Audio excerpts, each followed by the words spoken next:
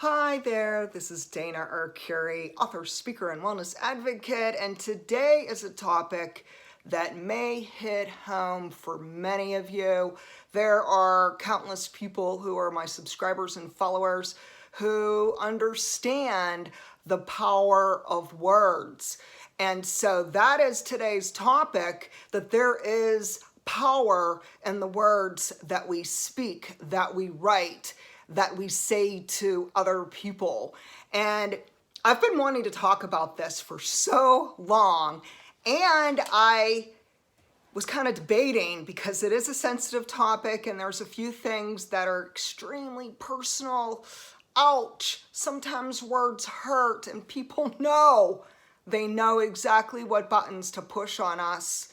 They know where we are sensitive. They know what to say to get a reaction from us. And so we're going to talk about that today and how words have so much power for good or for bad. So what brought this up was I was scrolling through, and I'm talking this might be a month ago, I was scrolling through Twitter when I saw someone post this quote. So here it is. The quote says, "Nobody can make you feel inferior without your consent." So I started contemplating if this is true or false. How do I feel about this quote? And I decided it's false. Why do I believe that it's false? Because there are people who are abusive, malicious, toxic, who have extremely harsh critical words that they speak, say, or write that are intentionally meant to hurt us and hurt us bad. And so anyone who has been either married to a narcissist or someone just abusive, you may be escaping a toxic relationship, you may have went no contact, so you might be on the other side, which is awesome. Give you 2 thumbs up for that. And there are other people who may have been brought up and raised in homes where there is physical, emotional, spiritual, or sexual abuse. Now, we have to understand when there's any kind of psychological abuse, there's always words behind it, that you're not good enough, that you're not smart enough, that you're not pretty enough, that you're just not gonna make it, you're a failure. And so words really have impacted our lives, whether we want to admit to it or not. And so it's very easy for someone to say, again, nobody can make you feel inferior without your consent. I call it BS, because words do cut like a knife, and people know how to lash out in such a vicious manner to be spiteful, to be harmful, and even to be violent. I mean, let's be clear that we can't stop people. We can't force people, to quit calling us names. There are people who are bullies, who are gaslighting us. We cannot necessarily stop them. Only they can be accountable and responsible for their words and their actions. It's between them and God, let them deal with it. Let God deal with it. Or some people say, just let karma take place, because eventually what goes around comes around. Oh yeah. But let's move on now and talk about there's power in our words. So there's this nursery rhyme. I'm pretty sure it's a nursery rhyme. And I'm sure you heard of it. Maybe it's your grandkids. You said it to your grandkids, or maybe someone once said it to you, or you read a little storybook, and it goes like this. "Sticks and stones can break our bones, but words can never harm us." Words can never harm us. Wow. Wow. So we were raised to think as children through adulthood that words cannot hurt us. And yet, so many of us have been the victim of some violent words, some quite malicious behaviors, and a whole lot of gaslighting.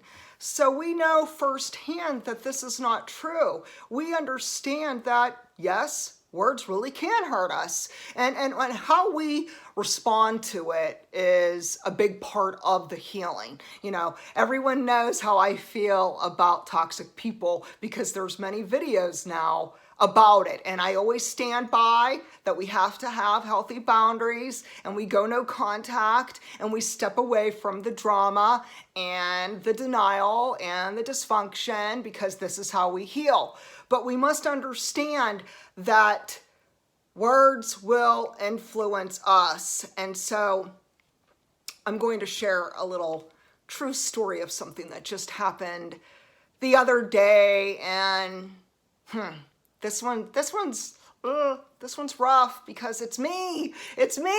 You know, we could say whatever we want about, oh, words can't hurt us, and, you know, that nobody can make us feel inferior without their consent until it happens to us, until someone stabs us with a knife in the back, basically with words, and we're left there spewing blood all over the place. So out of nowhere yesterday, someone who I hardly know, basically it's a situation, this person is a Christian writer, she's a female. I've never seen her comment on any of my social media. She's never commented, she's never liked, she's never conversed with me. I don't have a relationship with her. I honestly don't know really anything about her other than what she claims on her Facebook and Twitter page. Okay, so keep this in mind now. Her and I are not really friends. I don't really know her. And out of nowhere, she says something on one of my posts. Okay, so this is what she says. Wow, you've really gained a lot of weight. And I read that and I was just like, whoa, wow, I don't know who this person is. And wow, for her to say that to me, I think most women know that, and even men. I think men are even a little more respectful because men don't want to reap the consequences of telling their girl that she gained some pounds. So I think men have learned to just zip the lip. But a lot of females are jealous, they're envious, and you know, we know on social media people can be ugly, and the way they speak and the way they write and the way they communicate to one another. So I read that and I'm thinking to myself, like, I don't know who this person is, but obviously she's watching me. I mean, come on. So I decide to check out her Facebook page. Okay, so there's a few things I have to say that just kind of caught me right off the bat. Number one, she calls herself a Christian. Now, would a Christian purposefully, maliciously lash out at someone and say, you're really gaining weight? I mean, you know what I'm saying? Like, this is fat shaming. Fat shaming, people. And I can't wrap my brain around how someone could say on Facebook, who they are. Oh, I'm this Christian. And she said that she encourages people. Was she encouraging to me? No. She was very discouraging to me. So then I took a good look at her pictures. Let's check out who she is. Now, I'm not into outer appearance, and we're going to talk about that in a minute, especially because I have over 30 years experience as a licensed makeup artist, hairdresser, and skincare professional, and I've worked with people who have facial differences, meaning they might have scars, trauma, they might be cancer patients, burn survivors. I have worked in the TV industry and the modeling career and so many different capacities in my 30 years. So I really look at the beauty industry in a whole different way than most people. We'll get to that in a minute. But I wanted to take a peek. Who is she? What does she look like? Just curious, like, where are we coming from, Okay, not that this matters, but she's at least 30 pounds more than what I weigh. So it makes me kind of wonder, is she insecure? Is she having a bad day? Is she going through PMS? And why? Why? Why would she do that? Why would she fat shame me publicly and humiliate me when we're not even really friends? Like, I don't know her. So only she can speak for herself. And all I could do is just let it go. And the reason I choose to let it go is because I'm not going to let someone who has such a small mind and such a harsh judgment on other people and who is such a hater, I am not going to let them ruin my day. But it gave me a lot to think about, and I am a deep thinker. And a lot of times, I think things happen in our lives that grow us, that we evolve, we transform. Sometimes it's those hard knocks, especially from people who are malicious and mean-spirited, where we can learn more about ourselves and we can give more compassion to others. So here's the takeaway from yesterday's fat shaming. And so here we go.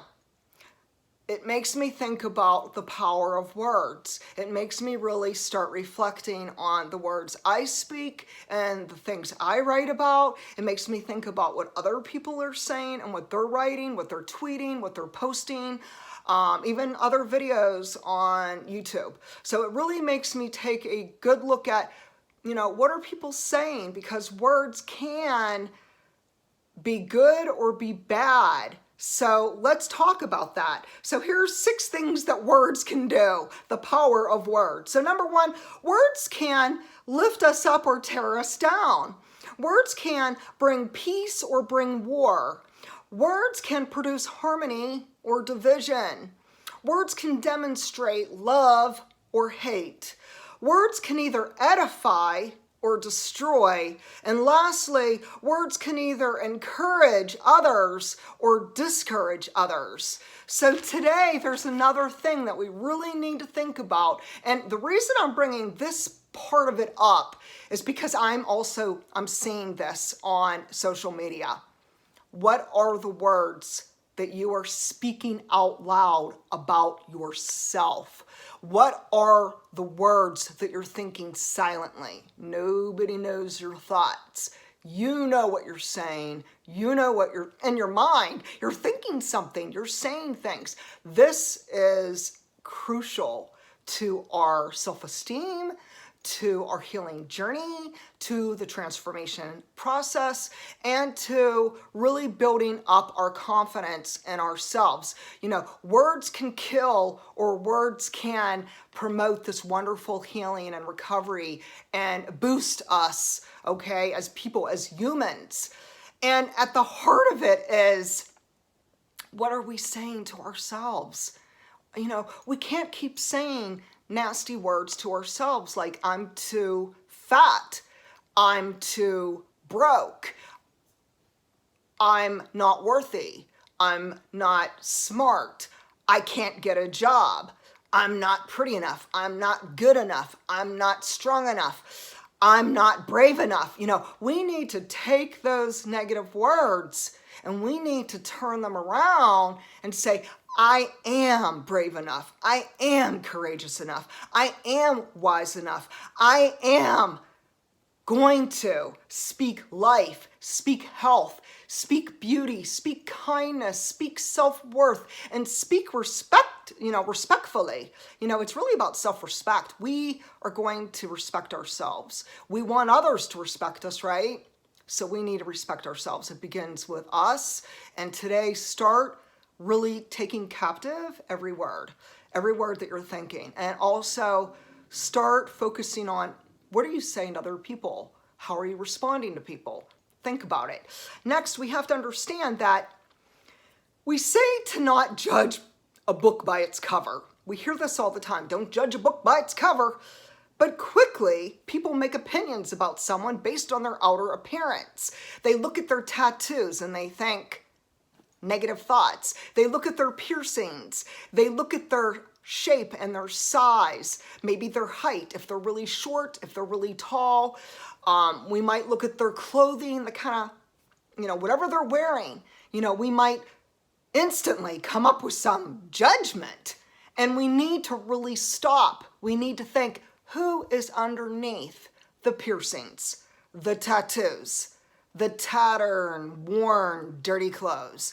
Who are the people under the skin? Because we really want to take a good look at the heart and the soul of humans. and really pour out compassion regardless of outer appearance. Next, you know, this is true. Our society is totally obsessed and hooked on outer appearance and youth. You know, if only we can have youth in a jar. Wow, every one of us would be young forever, would be beautiful forever. But think about it. Think about it. If someone only wants you, likes you, accepts you, wants to be with you, loves you, hires you for a position or whatever, they only want to follow you on social media because you are pretty or you're handsome, what does that say? That says they're superficial. That says who they are. Do we really want someone to only accept us and love us and want to follow us because of our outer appearance? Hell no. You know, think about this too. We have a stage in life from birth till the time we die and have our last breath. And when I think of what really matters most in life, and this is serious, people, this is serious talk, this is real talk. I'm so blessed that my husband loves me, accepts me, respects me, no matter what I look like. That man has seen me in every size and shape. I used to be skinny, skinny mini. I used to have, you know, flawless skin. I was young and the whole thing. And trust me, when you have the background in the beauty industry, you learn a few tricks of the trade. You know, I know how to make things. I know how to make my hair look a little thicker, or I know how to make myself, you know, look a certain way, you know, makeup, contour. We know what to do. But the truth is, he sees me without the makeup. He sees me for me.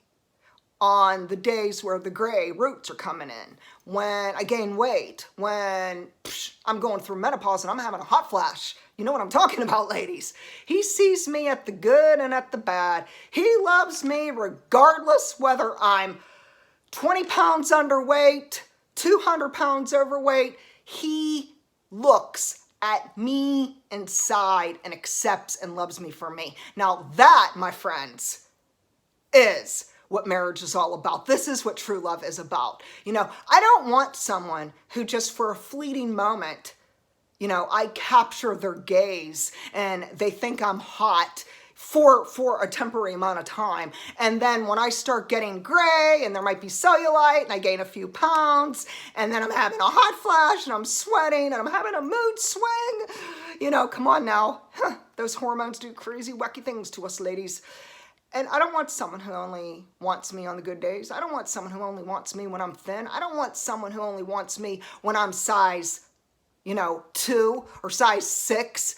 And that is so superficial. It is so phony. And these are the exact people who I don't want in my life, you know. So this is, you know, really getting to the heart of the matter. Okay, so let's move on. Okay, so here we go. I am a middle-aged woman. I have been every weight and every size imaginable. I have been plenty of times very thin. I have yo-yoed probably since my 20s. You know what I'm talking about, ladies. You're up and you're down and you're up and you're down. My basement, I kid you not now, here's a true confession. My basement has size 2, size 4, size 6, size 8, size 10, and then it stops pretty much right around size 10.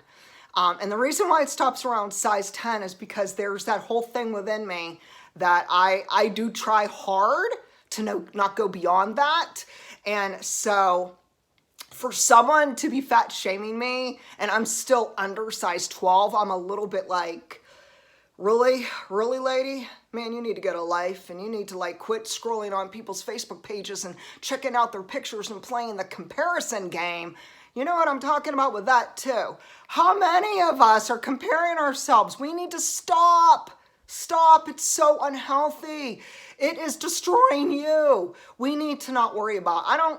I don't care. You lose 10 pounds. I'm happy for you. You know, you get a new house.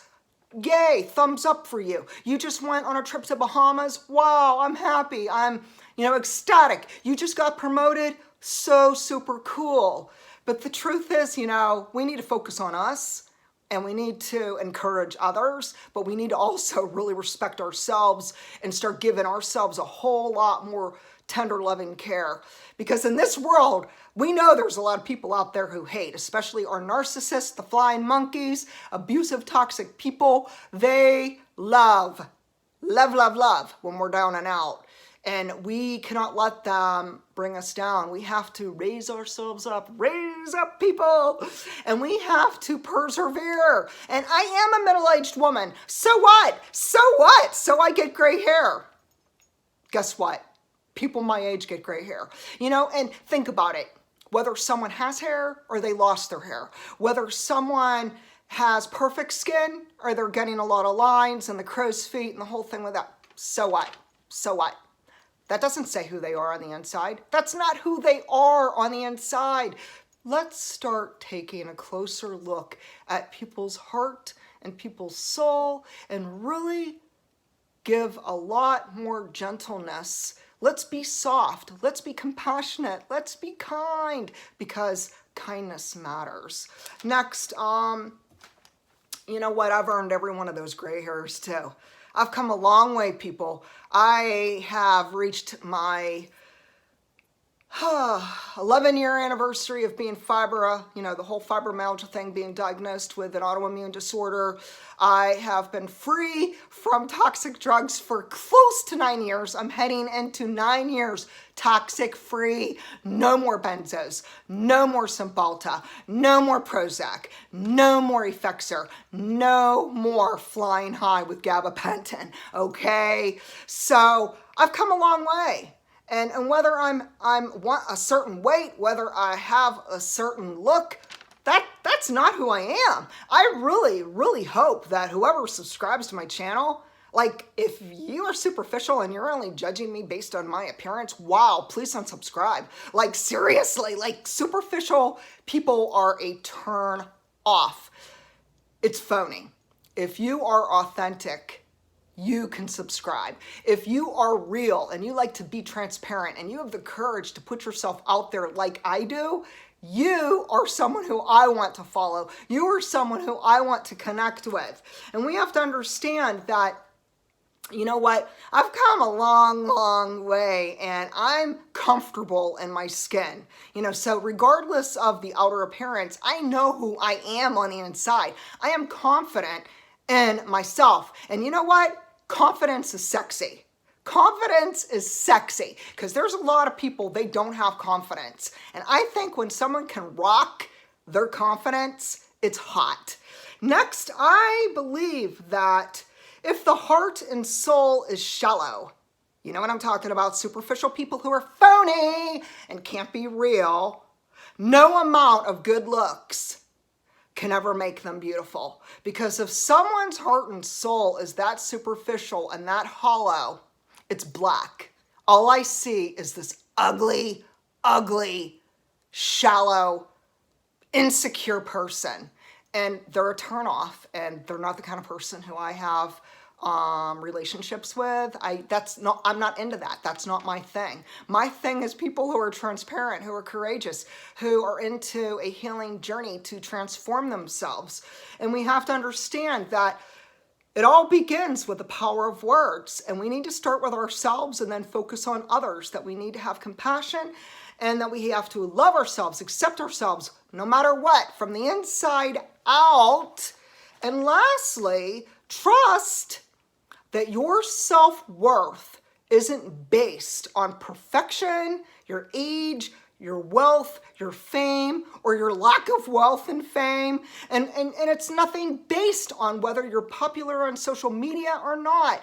Your self-worth is up to you. You know, choose today to take back the power and to speak very uplifting, positive, affirming words to yourself, and then share with me. You know, what do you think about this? What do you think about the fat shaming? Has anyone done that to you? Or has anyone done any kind of like shaming to you, especially, you know, the narcissist? Also, how do you feel about the words that you speak? Are you giving life into your own self? Think about it. subscribe, like, and comment, and you could visit me at danaarcuri.com. Take care.